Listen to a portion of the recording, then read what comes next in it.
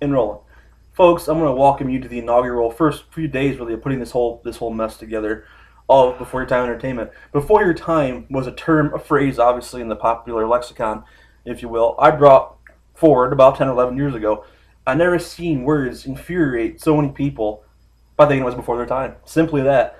And these next few videos should show why, and our longevity in entertainment will show why that phrase stands tall. And to be honest with you, it works because people don't believe you, and them. they get so mad when you say it. And it is tough. Oh, I'm sorry, but that's before your time.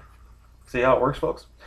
Subtle, and like a good man of business before, who worked for Turner Broadcasting, would like to say, controversy does create cash.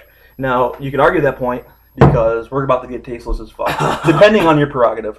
Hold. You have to be the insane to make the insane. You know, we're not going to leave no stone unturned here because it's about the entertainment that's inspired us. Our passions. Entertainers inspired us. The films, the hunt, the wood, the labs.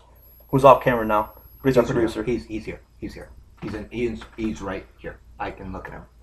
But I don't think you understand what you're working with because, in all honesty, all you hunters, I respect you. All you Ghostbuster fans, I respect you. Ohio chapter. All you pro wrestling fans, WWF, not WWE. Not your shit you listen to or see now. Terrible. Terrystown. It's still Terrystown. Okay? Suck on that. Show them on this room. Now, to get back to make this thing a little more cognitive, I guess you'd say, I'm out. Don't be out. Be in. What you got to go with is this. That man behind you, tough. He's lost his kid, and that's a real tough subject for someone. But he does, without a doubt. Let's move right here. My colleague's trying to say is we're trying to present a lot of unsmooth moments and times of life. Absolutely. And, you know, it's like watching a fat guy fall on stairs. You know it's a sad tragedy, but you can't help but stop and stare. And you can't but creates cash. And you can't stop this. Because you have to understand that there's humor in this world, but the humor that we have is dead. But the dead humor is what makes life funny. There's a lot of truth behind what we're going to get at, folks. And it comes from being from the soil, in the clay soil of Northwest Ohio. It burns you up, but it burns you in a way you can't touch. You can't understand touch.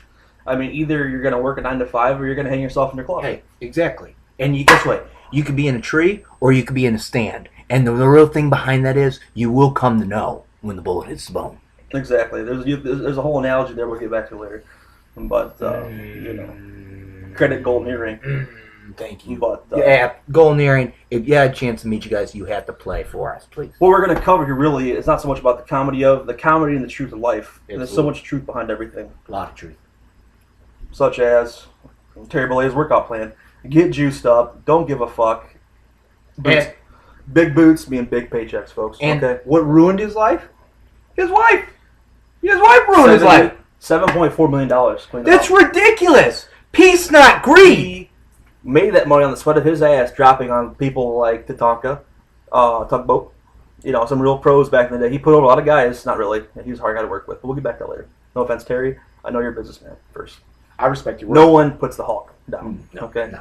You pin them only with a dirty pen. But that's fine. And like I said, there are people in this world that will always take granted of you and try to take things from you. Terry, that's what happened in your life. And I hate to hear that. But to be honest with you... The broads will suck you dry. I mean, you think you trust them, but they turn like a goddamn chameleon. The reptoids. Sore shoulders. Nothing but a sore shoulder. Describe a sore shoulder. It's a real sharp pain about right here that when you're really carrying something, you're like, I hate my life. Obviously referring to broads.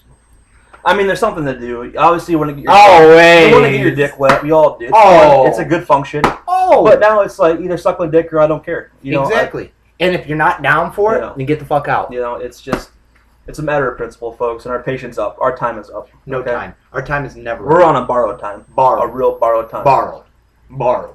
Hey, but all to every one of you, and I appreciate this to every one of you. Thank you for believing.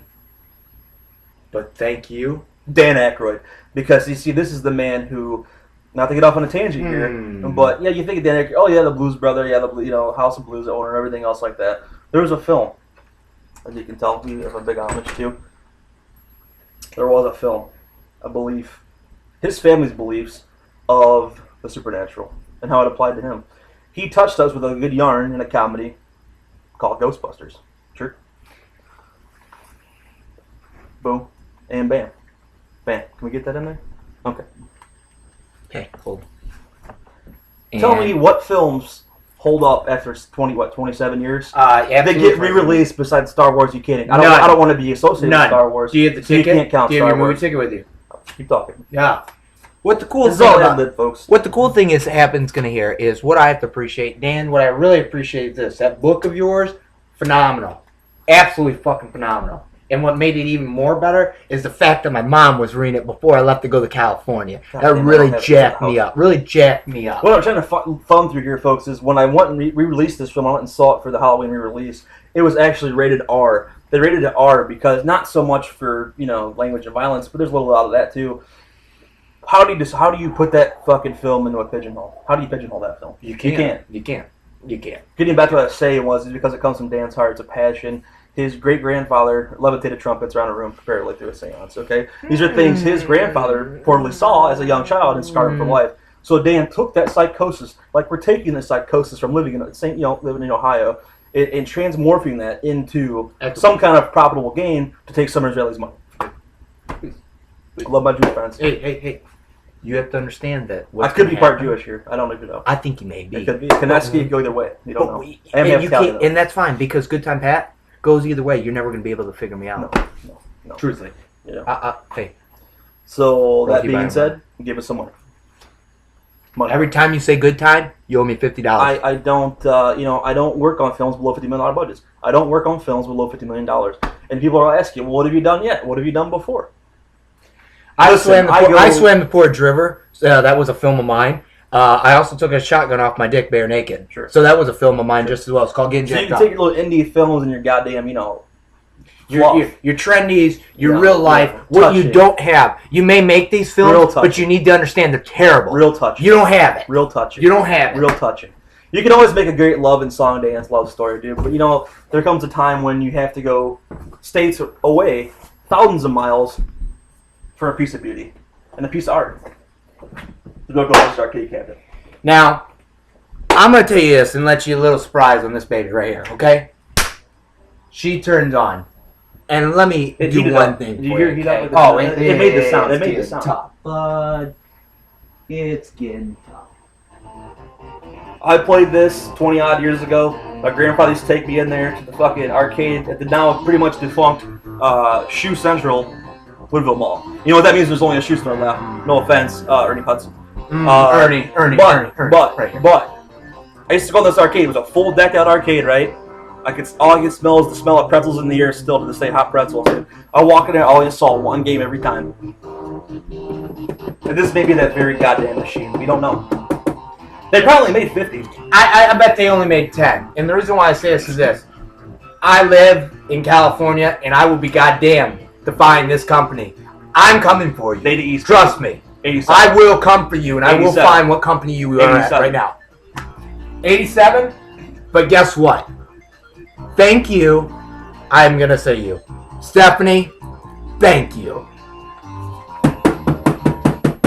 It's sore, bud. I got to work out that fucking cuff. Thank you. It's getting sore. I will say it to you. Thank you. The shoulder's getting tight. And trust me, it gets real tight. But you will never, ever take our passion.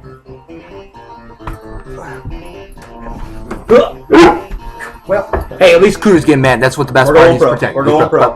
You're going up for a slam.